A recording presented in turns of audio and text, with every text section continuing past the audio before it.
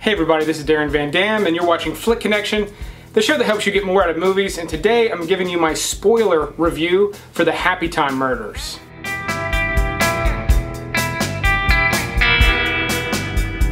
So if I look particularly frazzled, it's because we just filmed the adults only version of this review with no spoilers, but my producer was able to exact revenge for the little mishap we had here a couple of weeks ago, and basically just hooked me up to some electrodes.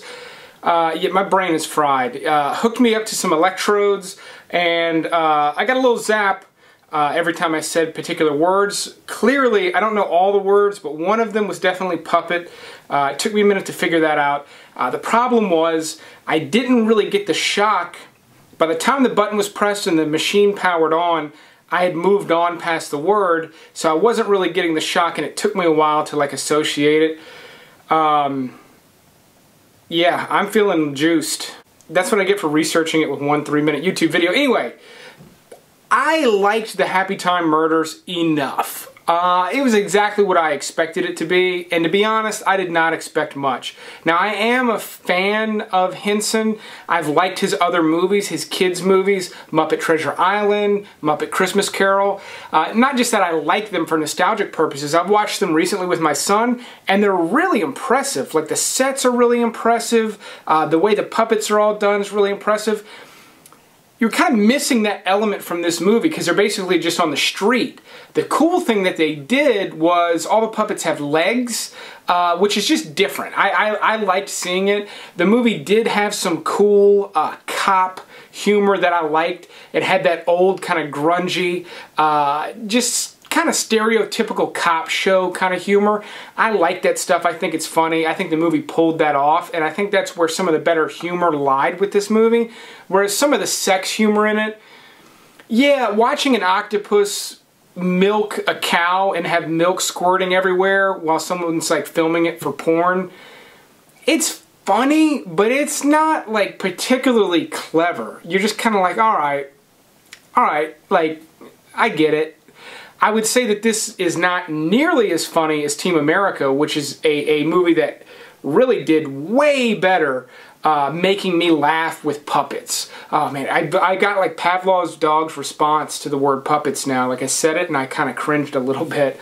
But, you know, ultimately, you know, the novelty of this movie wore off for me. And just like I'm sure the novelty of me getting electrocuted wore off. If that happened, let me know in the comments below on this one. But, and by the way, thank you for watching both of them, if that's what you're doing. But the novelty kind of wore off halfway through. You know, a 90-minute sketch is a lot to take in. So you kind of just eventually forget that you're watching a puppet movie to a certain extent. And then you're just sort of left with, all right, is this a good detective movie? And there were moments. There were moments that reminded me of The Nice Guys and some other classic movies, but only because it was kind of imitating them. It's never, under any circumstances, nearly as good as any of those classic movies, but because I'm a fan of those movies, I did enjoy the 90 minutes I spent with this one. I can't say that would be the case for everybody. If the trailer looks stupid to you, you're going to think this movie is stupid. If the trailer looked really, really funny to you, you're gonna laugh during this movie. You're gonna think it's funny. Is it gonna fall a little short of your expectations? Maybe.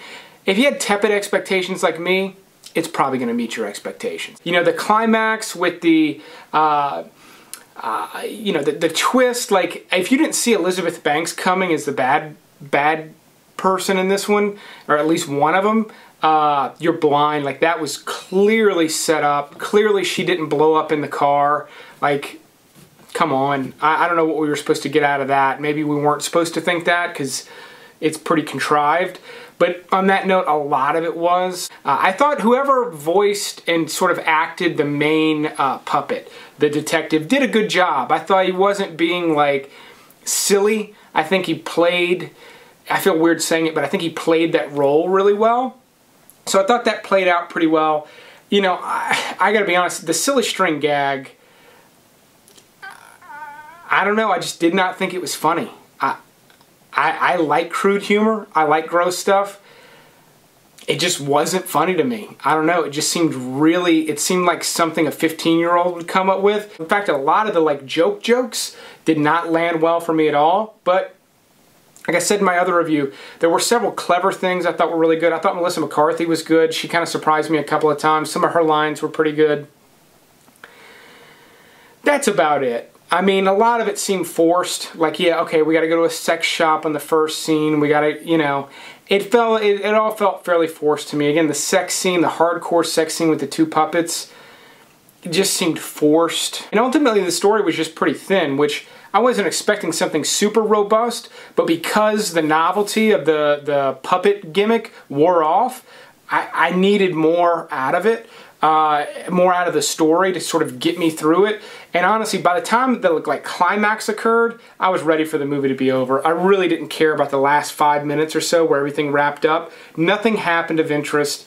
It was a couple of dumb jokes and then we were done. So if anything, the movie's kind of a missed opportunity. I definitely, like, if there was ever a sequel, I probably wouldn't bother. Not only not bother watching it, I doubt I would bother even reviewing it. That said, if they ever get around to making this Team America sequel, I'm there. I'm there 100%.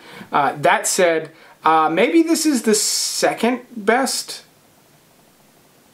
adult comedy featuring puppets. You must think it very hard of me that I enjoy the act of sodomy. No, it's the third. It's the third. If you like this format, it's new for me, doing a spoiler review and a non-spoiler review. Let me know in the comments below. I'm going to keep doing it as long as you keep enjoying them. But thanks for checking this one out, and you will see me on the next one.